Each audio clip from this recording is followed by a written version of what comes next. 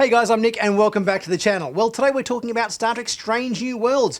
We've got less than a week to go before our first episode of this show. We've just had the opening titles sequence hit us, which shows some very, very beautiful imagery of a somewhat, Voyager-esque or Prodigy-esque opening title sequence, and that's fantastic. We also get the classic opening monologue that we've heard from most notably Kirk and Picard before in original series and Next Generation.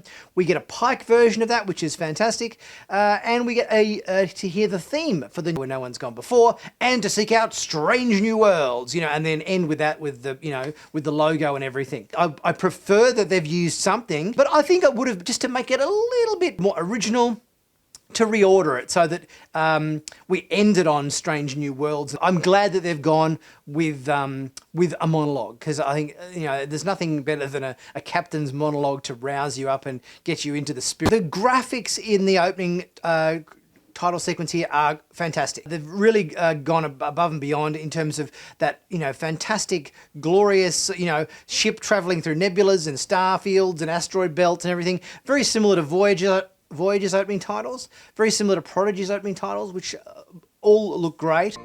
I think the theme does a nice job at kind of hinting at Alexander Courage's theme, but it kind of hints at the theme and then it kind of, I feel, doesn't really go anywhere. I really wish they had have got Michael Giacchino to do the theme for Strange New Worlds. I think he did an absolutely brilliant job on the Prodigy theme. Such a fantastic theme. And I think it would have been better to have him do a theme for Strange New Worlds, because even though we kind of get these glimpses of Alexander Courage's theme in this new theme for Strange New Worlds that's done by Jeff Russo, doesn't really give me anything that gives you that really notable earworm. You want that earworm for the theme. You want to be walking away from the show and humming it in your head, singing it. And I get that with themes like from Prodigy, with Michael Giacchino's theme there. Awesome theme.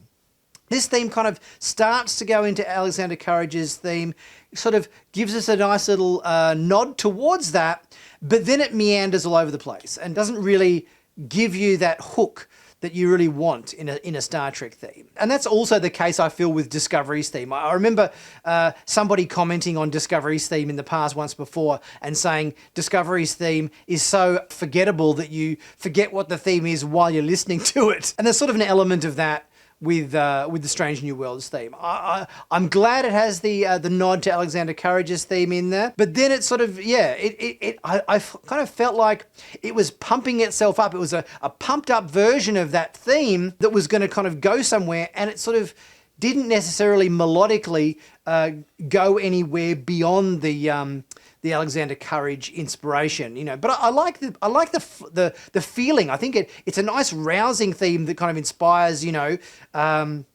bit of excitement, which is great. But I just would have liked a little bit more melody, I think, in the theme to be able to walk away from the show humming it or something, which doesn't feel like you can really do. Okay, now we're going to have a look at the new trailer that's come out, just showing a few new scenes and a few little more hinting moments at what we're in for Season 1 of Strange New Worlds. Let's take a look at that and see what we might be up for.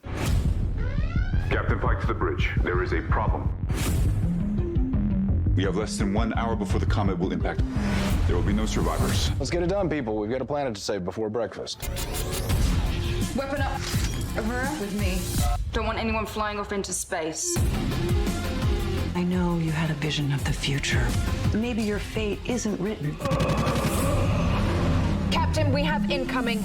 Their ships are fast, and their weapon systems... Let's just say we don't want to piss them off. One aspect I'm looking forward to quite a bit in this show is the level of humour. The fact that the characters seem to have a sense of humour. There's a few lighthearted lines in it. It's not all deadly serious. Characters are going to be able to crack a joke from time to time, which seems like it's going to make for a fun show. I also think that Pike's anguish over his demise and everything, and the visions he's having of him in the wheelchair, are going to plague him quite a bit. And I wouldn't be surprised if we might have to employ Spock's skills with a mind meld to perhaps remove certain memories from his mind so he can kind of do his job effectively. Because I guess if you got that on your mind all the time and it's impeding your work, maybe Pike might say, hey Spock, do you mind just flushing out these memories from my head, please? I don't want them anymore. It also seems like we're going to be getting quite a few new aliens in this show, which is great. I'm all for seeing some new aliens we haven't seen before, because there looks like there's going to be quite a few in this series, but I hope they're not going to omit some cool First Contact episodes with races we do know and love from Star Trek. Like, it would be great to see what the whole First Contact with, say, the Betazoids or something, was like, or the Cardassians. We've come into Next Generation already with the knowledge of these races and so forth, but we never got to kind of see a First Contact scenario with a few well-known races from the Alpha Quadrant. So it would be good if we get, some new races, but also seeing some First Contact scenarios with old races as well. Confrontations with our mortality can be a unique opportunity. You did not intend on being here. Will you rise to the job? Was that your version of a pep talk? Yes. What the hell did this? Latta Bridge. Ray shields now!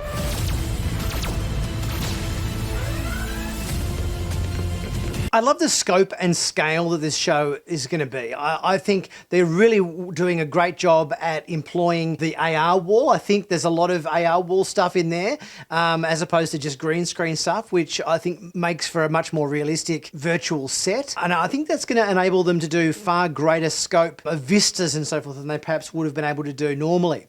And I think with a show called Strange New Worlds, you want to see Strange New Worlds. You want to see these glorious alien planets, in all their beauty and strange environments we haven't ever seen before. I think that's going to be the whole mantra of the show, and it seems like that they're really going to the nth degree to kind of showcase that. When we seek out the unknown, we will find things that challenge us, but we do not back down. I can't control it. It's good to get mad sometimes. It makes you human. Be vigilant, get creative. The magic of science! We are bonded forever by the family that is Starfleet. Let's get to work. Guys, leave a thought in the comments section. Let me know what your thoughts were on Brusso's theme for Strange New Worlds. Did you like the theme? Did you not like the theme? Did you like the graphics for the opening titles? Let me know about that, and what you're most excited about for the first season of Star Trek Strange New Worlds. Guys, leave a super thanks if you're able to. It really helps the channel out, much appreciated. If you can't, just like and comment. That's very helpful as well.